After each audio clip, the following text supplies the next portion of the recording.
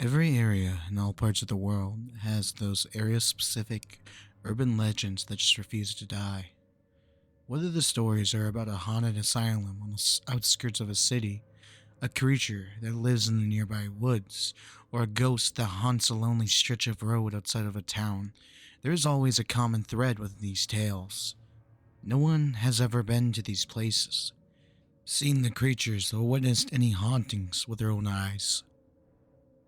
There are members of every generation who will proclaim they know someone whose brother's best friend's sister went to the haunted house with 13 floors, that usually real blood and snakes and spiders, and is so scary that no one has ever made it all the way through. Those same people will swear by these stories without ever being able to provide a shred of evidence or a name of someone who could provide proof of the claims, simply because everyone around here knows that it's a true story. The storytellers eventually pass the tales on to their children, who modify them just enough to keep up the changing times, and the cycles continue. I'm as skeptical as anyone when it comes to these stories, seeing as I was like a junkie when I was younger, constantly searching for more terrifying stories about whatever area of the country I was living in at the time. I made up and spread stories about haunted pizza parlors in New York, my cousin's encounter with a Jersey Devil, or how my grandfather encountered a feral human-like demon creature in the woods of Colorado. I even broke the one rule with these stories by putting myself in them. This took guts in hindsight, because I had to make sure that I was told them the same way. Surprisingly, no one ever called my bluff. I like to think that I had done some wonderful contributions to various urban legends around the Midwest and Northeastern states. I moved around a lot. There was always a surge of joy wherever I would wander to halls at schools and hear one of my classmates retelling my stories to another one of their friends, adding little bits here and there like a massive game of telephone. I knew, of course, that the stories were completely fiction, but I stood my ground whenever someone asked me about them. I would even manage to act a little bit, speaking with a shaky voice or looking scared when I wouldn't recount a situation that I supposedly experienced myself. I suppose this aspect of my childhood had led me to my current predicament, which I will recount in full. For the internet to take from what they will, I have laid this little introduction out as a sort of a disclaimer, aimed particularly at those who will call my story into question. I have been like the boy who cried wolf for years, but I assure you with every ounce of honesty and integrity that this time the wolf is real. For my introduction, it is probably apparent that I moved around the country quite a bit in my middle and high school years. Neither of my parents had anything to do with any branches of armed forces. They simply didn't tend to hang around any given place for too long. I suppose it had some sort of effect on me, but I wasn't hurt by it or anything of the sort. Growing up, I was a complete ham. I made friends very easily, was often the class clown, and because of that, was often disliked by my teachers. Again, this was never an issue, as I was usually in another state by the time the next semester rolled around. My friendships were often fleeting, as were any positive relationships that I have ever had with my teachers, because of the events that followed. My memory of one of my teachers in particular is probably slightly skewed, but I will attempt to give the least biased version of our friendship that I can. Mr. Mays was one of the social study teachers in the early years of my high school experience. Being older now, I can understand how horrible children are to deal with around that age, and I respect him to no ends for the way that he was able to connect with his students. He seemed like one of us. He talked like one of us, made pop culture references that were current, listened to cool music, and sometimes he would even say hell or damn while he was giving a passionate lecture about Native American history, something like that. A teacher that swore, even a little bit, was the epitome of cool to a freshman in high school. My memories of Mr. Hayes mostly stem from the way that he really got into anything that he was doing. The instance that is still very vivid in my mind, of course, around Halloween of my sophomore year. Mr. Mays had the typical teacher decorations around the classrooms, smiling jack-o'-lanterns and black cat cartoons, typically boring in the minds of egotistic high school students. However, on the 31st of October, when most other teachers were rolling around their eyes at the fact that teenagers still took dressing up in costumes on Halloween seriously, Mr. Mays took the whole cool teacher thing to a new level. We walked into the classroom and were surprised to find the blinds drawn, sheets over the smaller windows, candles lighting the room, and a single frowning jack-o'-lantern sitting on the stool in front of the desks. Mr. Mays sat at his desk, just watching the students come into the class and take their seats. He didn't have to ask anyone to be quiet because the moment everyone walked into the room, they were either too excited to care about pretty conversations or too confused to bother with them. The students took their seats as Mr. Mays began his lecture. He spoke quietly to set the mood and took a seat on the chair, right next to the jack-o'-lantern in the center of the room. "Today is probably my favorite day of the year, class," he said with a monotonous voice. "Halloween is my favorite holiday, and I want to share with you exactly why I love it so much." One girl raised her hand with a concerned look on her face. "I'm pushing the due date of your papers to the next Tuesday," said Mr. Mays, without bothering to look at the girl who slowly put her hand down. Looking around at the other students with a hint of embarrassment, the classroom erupted in quiet cheers, and Mr. Mays waited for the inevitable silence. He began his story immediately, and after the class had calmed down, I will attempt to recreate the amazing story that Mr. Mays told the class that day. The way in which he told the story rendered the horror junkie speechless and the rest of the class terrified. The same girl that had raised her hand to ask about the paper was holding her knees to her chest by the end of it, a look of terror on her face. The important thing to know was that the story was about. The specifics slip my mind now and aren't too relevant. I'll try to recount the parts of the story that matter the most, but don't hold me to it. Basically, Mr. Mays and his friends sat on a road trip around the country after graduating from college. They took a truck, loaded with the camping gear, and set out to sightsee for the entire summer. The group went from the Poconos in New Jersey down to the coasts of Florida, New Orleans to California, and up to Washington. From there, they went to the Rocky Mountains in Colorado, and then back home to New York. This concept of freedom to travel anywhere had the entire class hooked in instant. Mr. Mays was the coolest teacher ever in my eyes. Being adventurous college kids, the group didn't bring a map. There were no time constraints, so they kind of just drove in general directions that they wanted to go and eventually found a town to stay in or someplace that looked interesting. He told us that after spending a week in Colorado, he and his friends had to travel through miles and miles of corn, plains, and more corn. He assumed that they were in either Nebraska or Kansas. When they decided to pool their extra cash and stay in a hotel for the night, they settled into a motel in some town that Mr. Mays could barely remember the name of when one of his friends realized that they were somewhere near his grandfather's farm. He wasn't entirely sure where it was, but being adventurous college kids, they decided to get quick refund from the motel and try to contact the friend's grandpa. They weren't able to get a hold of the grandpa on the phone, so the group figured it would be fun just to show up. Mr. May's friends was adamant that his grandparents would take them in, feed them without a moment hesitation. So the group set out within an hour of sunlight, seeking the salvation of a comfortable house to stay in. In Kansas or Nebraska, wherever it may have been, there aren't a whole lot of natural markers that could guide the lost travelers.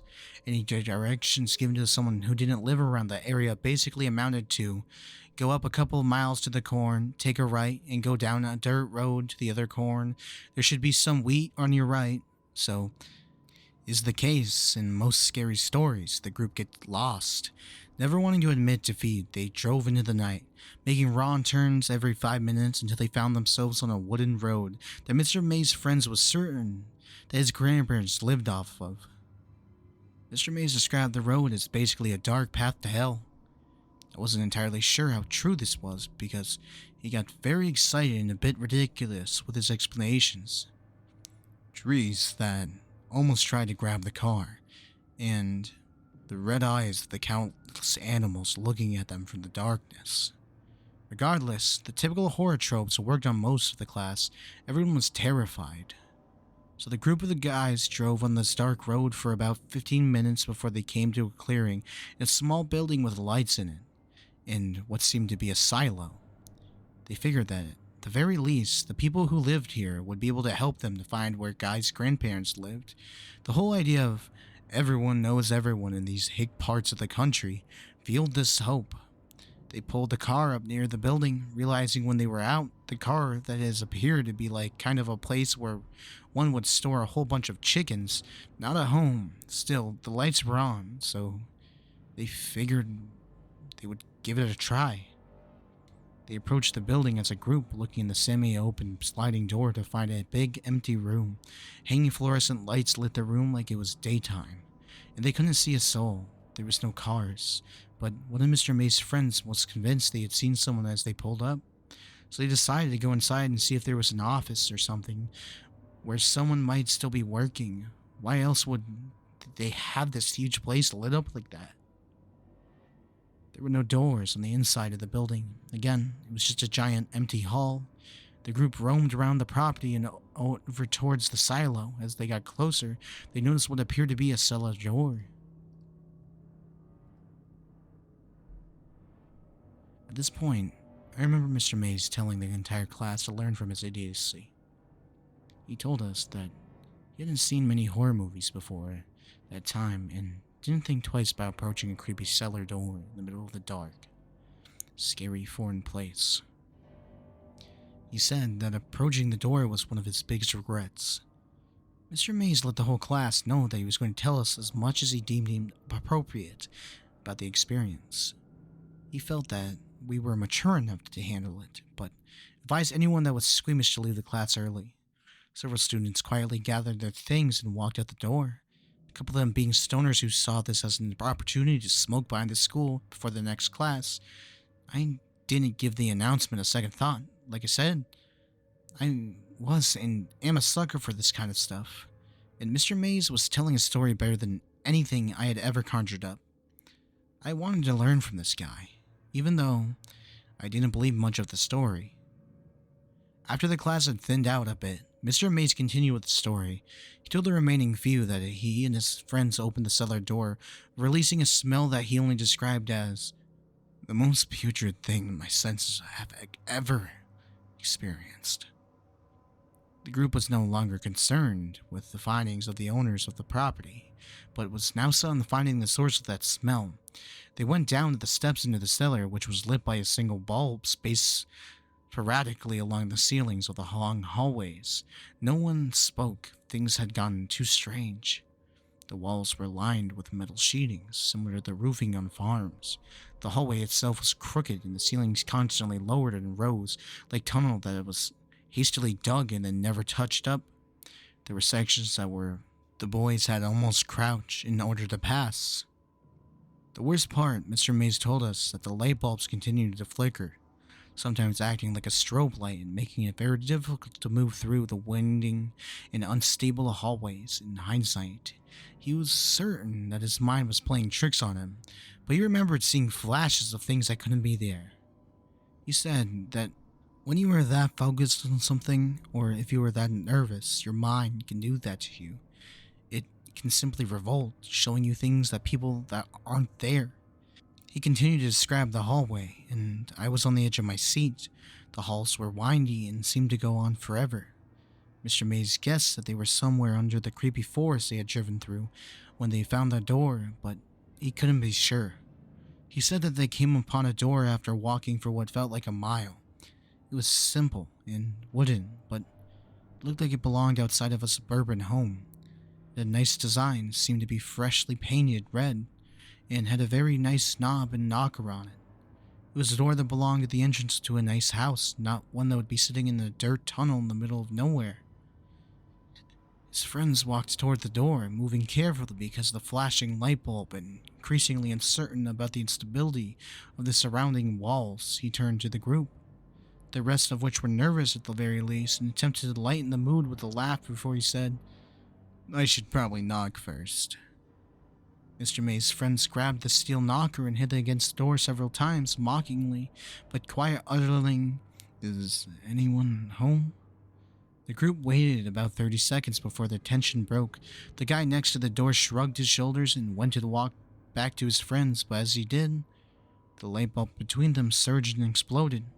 The boys shielded their eyes and looked back to their lone friend by the door as he lowered his hands. One of the metal sheets off the makeshift roof dropped. The edge of the sheet fell directly on the boy's forehead, slicing it open, sending a wave of blood down his face. The impact apparently knocked him out, and he fell back against the door, knocking it open in the process. The entirety of the group rushed through the dim light to their friend, barely noticing the seemingly pitch black room that now lay before them. Mr. Mays was the first to make it to his friend's side. He lifted the guy's head into his arm, immediately taking off his jacket and putting it over his forehead to attempt to stop the bleeding. Once the group had calmed down, Mr. Mays noticed that the arm that had been bracing his friend's head was soaking wet. He was confused about this and was attempting to sort it out when one of his friends started talking. He said something along the lines of, "The lights, we have to go." When Mr. Mays took notice, "You know when you turn the light off," he told the class, "and everything is almost black except the light of the bulb dying out or cooling down. It was like that, but there were so many of them. At least 20 light bulbs had lit the room seconds ago, and now only looked like little stars in the darkness. That was definitely terrifying, but that wasn't the scariest thing. There was still a very dim light coming from the hallway behind them, and though it was weak, it lit the room up just enough to see the shape of tens of people standing less than 10 feet in front of them. Mr. May's friends went to say something else, and one of the bulbs to their right flickered to life. Let me interrupt at this point and say that Mr. Mays was generally a playful guy. He had that tone of voice that makes you want to respond basically. He could say, "Let's go jump off a cliff, guys," and you would want to respond with, "All right, Mr. Mays, show us the way." That is a ridiculous statement, but it gets the point across. He was a charismatic guy. The whole story up to that point had been told like a campfire story.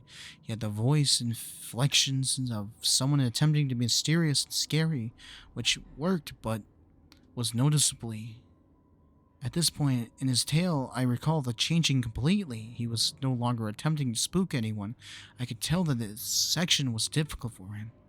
Either he was a very good actor, or it was a really terrifying memory for him to be reliving. He told us that the light bulb came to life and illuminated the group of people in front of him. In the dim light, he could see the children, at least 20 of them, in just visible light. They were dressed in nightgowns that looked to be tattered and torn, stained dark with something. Their hair was long. Every single one of them looked like they had not had a haircut since birth. Some of the children were almost completely obscured by the length of it. Every single one of them didn't appear to have seen a shower or nice bath in their entire life. Mr. Mays told us that the most terrifying part of the whole thing was that none of the children were moving. They were all standing, staring, most of them visible from the faint light reflecting off their eyes. His whole group was paralyzed with the fear of several seconds when they heard that sound like an animal in the distance yelping. The way it was described was like the sound of a dog crying, multiplied by 10. This spurred the group to life. Just as the children began to step forward, his friend just grabbed the injured one and lifted him out of the room into the hallway in an instant. Mr. Mays took another second to move, and had difficulty finding his bearings. He reached to his left in an attempt to find a wall to lean against, and ended up finding a handle, then pulled hard, never losing his vision on the children. He bolted for the door right as he noticed that he had grabbed onto. A shower head protruded from the cement wall, reaching maybe a foot into the room. There was something leaking from it, but it was too dim to tell what it was. He realized that it had been leaking onto him, but he didn't care. There were now children stammering towards him as an animal cried in the distance, and his friend was seriously injured. As he left the room, he made a point to emphasize that he could make out several more shower heads on the walls near the single dim light bulb. This is why I call them showers, Mr. Mays told the class, and I was transfixed, sitting as far forward as my desk would allow, bracing for more.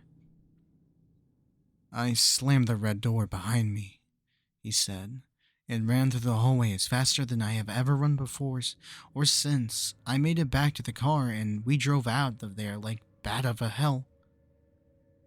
A couple of students snickered at his use of the word hell, so when you're out or trick-or-treating tonight, make sure that you know exactly where you are headed, and don't go out of the abandoned farmhouses. I mean, there aren't many around here, but you're all smart kids, except Jerry. The class laughed, and the mood lightened as the bell rang for passing period.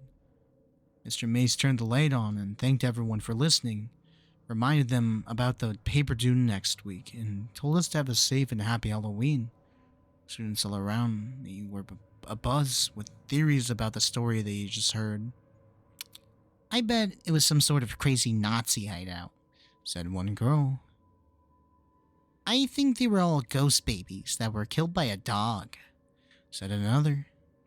I couldn't theorize in the slightest. I was still caught up in the moment. The way that Mr. Mays had told that story, the detail that he included in it, left me feeling like we didn't get the whole story. A couple of days later, I stayed after class and asked him about how it really ended up and what happened to his friend. He laughed and said his friend was fine and that it was honestly, he whispered this part, probably due to some of the drugs that we were on at the time. Mr. Mays winked at me as if to say, "Don't tell anyone about the drugs, kid," and I smiled and left. I lived in that town for another couple of months and then was rapidly moved halfway across the country, Milwaukee, Wisconsin. I twisted the story around and told it around campfires as I got older, and it was always a hit, but I always changed the ending, letting the friend die of blood loss or from being dragged away by his children. It wasn't until college that I got a chance to talk to Mr. Mays again. I went to the college in northern New York, not for any reason associated with the story. College was fun for me. I continued being the same ham that I'd always been. It was until sometime around my junior year that I ran to Mr. Mays at a bar that I had frequented. Initially, couldn't be sure that it was the person I saw laying with his head buried in his arm at the bar was Mr. Mays. The only trait that grabbed my attention was a sweater that he used to wear on his birthday during class. The shirt simply read, "I'm the birthday boy." I took my group of friends to grab a table and that I would join them in a second, then walked over to the man at the bar. "Mr. Mays?" I said, and the man looked up. The man took a second to look at my face before he smiled, but he put a hand on my shoulder and said, "Hey there, son, how have you been?" I could smell some strong whiskey on his breath, and his cheeks were flushed. The look in his eyes told me that he was 3 shots to the wind and probably had no idea who I was.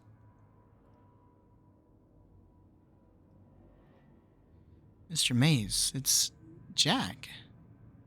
I was a student of yours for a couple of semesters, about 6 or so years ago." His face changed a bit, and a genuine look of recognition set in. He took a calmer tone, smiled, and said, "How have you been, Jack?"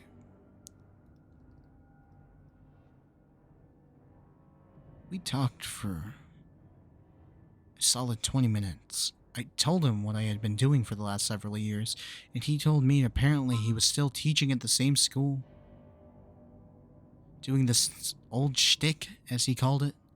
I asked if everything was alright, and he said that they were as good as they ever been or were ever going to get. It took me a while to realize that I was an adult that was having conversation with another adult. Every time I had spoken to Mr. Mays previously, I had been a student/teacher relationship, but now I was just a guy having a drink with a friend at a bar. My friends eventually left, and I continued to drink with Mr. Mays. He told me all about his divorce and his kids, things that I never would have asked or cared about previously, but now I cared. He was a real person to me, not just an idol anymore. This was a guy who had real problems. Not the infallible teacher that I once thought he was. It had been several hours before I even brought up the story about the showers. I told him all about my history with urban legends and scary stories, and he just laughed. When I mentioned the story he had told us years ago, he almost seemed uncomfortable. He finished his whiskey and signaled for another, and then turned to me and got very serious. Listen, Jack, I don't know why I kept telling that story, year after year. His words were slurred, and when my hearing was messed up, we were both sufficiently blitzed at that point. That was my therapist told me to do when I was younger. I had to tell people it, to come to grips with it or some shit. He took a big swig of his drink. Wait, your therapist? I said. Mr. Mays laughed heartily and looked at me. Of course, Jack.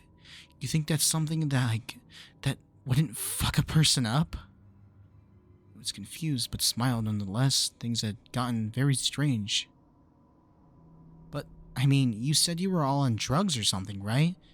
No one was too terribly hurt. You were all okay, right? Got almost cartoonish with his sadness in the next several seconds. Of course we didn't. Jack, why do you think I'm here right now? I was puzzled, quickly filled with 1,000 questions that I had wanted to ask him, but I let him carry on. Tim fucking... He didn't make it, Jack. He laughed. His laugh turned suddenly to tears. Fucking took him, they did.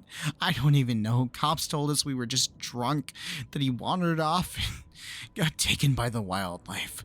He didn't know. He didn't see it, Jack. I was absolutely stone-faced at this point. Mr. Mays was carrying along like I knew the actual story, but I didn't. His friend disappeared. I didn't know. I wish they had found the body. Though then we could have shown them. He sighed. It's a bad place. Jack, I don't know anything else to say. It's a bad place. Carried on for a couple of minutes more about his friend and the fun that they had been before they went on that trip, and I let him talk. It was only a few minutes later that his phone rang. Hello, sweetheart? He whispered into the phone. I'll be out in a second. He gagged. Love you, baby. The person on the other end hung up the phone and Mr. Mays got up to leave. It's been nice seeing you, Jackie. You've got a good head on your shoulders, boy. Make sure you use it. He began to walk at the bar. Mr. Mays! I yelled after him. Yeah, Jack? He turned back towards me. Where'd you say all that shower business took place? Where? Hell. Didn't I mention it? Somewhere outside of the Broken Bow, Nebraska, fucking hell on earth, if you ask me. Mr. Mays walked out the bar after waving to me, running to the wall before eventually finding the door. That was the last time I would see him. I'd never be able to tell him the impact that he had on my life, or rather the impact that this story had on me. He'd never know about the trip we took after graduation, almost mimicking the one he and his friends had made. He would never know the things he saw at that place were real. Why? Well, he died about a month later. His liver failed on him. It's alright though, because his family was with him in the hospital room. He got to die around the people that cared about him, and that is all I can ask for a man like that. I experienced that place too, several years ago. That is where my story turns. The following is the story of how I came to find the showers and why I will never ever go anywhere near Nebraska ever again. I'll finish the story when I'm sober. The memory is clear enough.